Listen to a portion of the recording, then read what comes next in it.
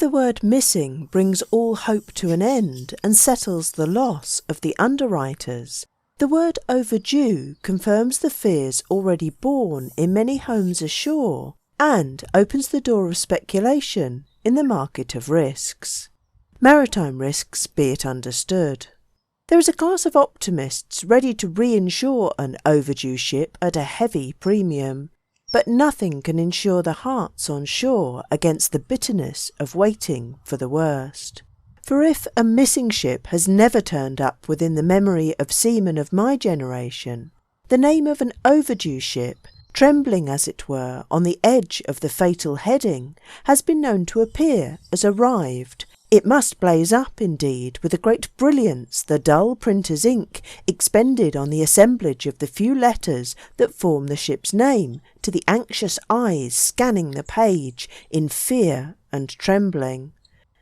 It is like the message of reprieve from the sentence of sorrow suspended over many a home, even if some of the men in her have been the most homeless mortals that you may find among the wanderers of the sea. The reinsurer, the optimist of ill luck and disaster, slaps his pocket with satisfaction. The underwriter, who had been trying to minimise the amount of impending loss, regrets his premature pessimism.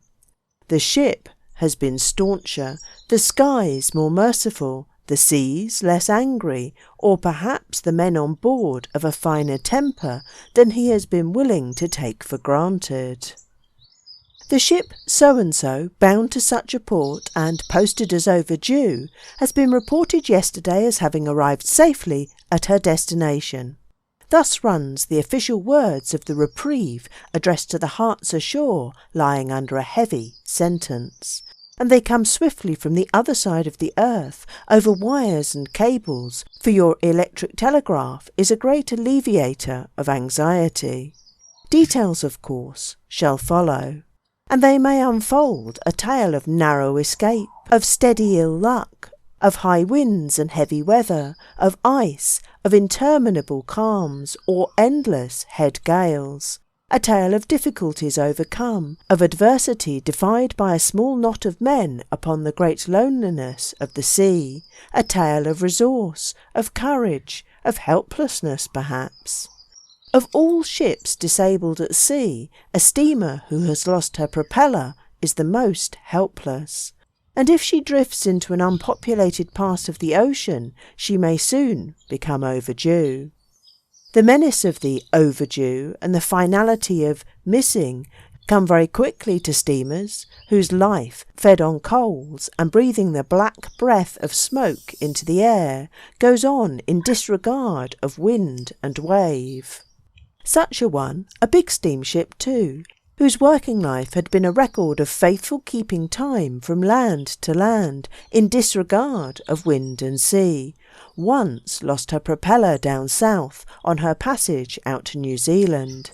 It was the wintry, murky time of cold gales and heavy seas. With the snapping of her tail shaft, her life seemed suddenly to depart from her big body, and from a stubborn, arrogant existence she passed all at once into the passive state of a drifting log.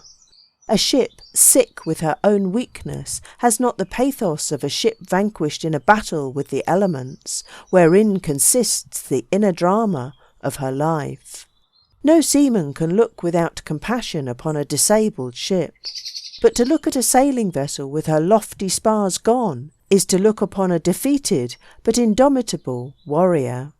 There is a defiance in the remaining stumps of her masts, raised up like maimed limbs against the menacing scowl of a stormy sky.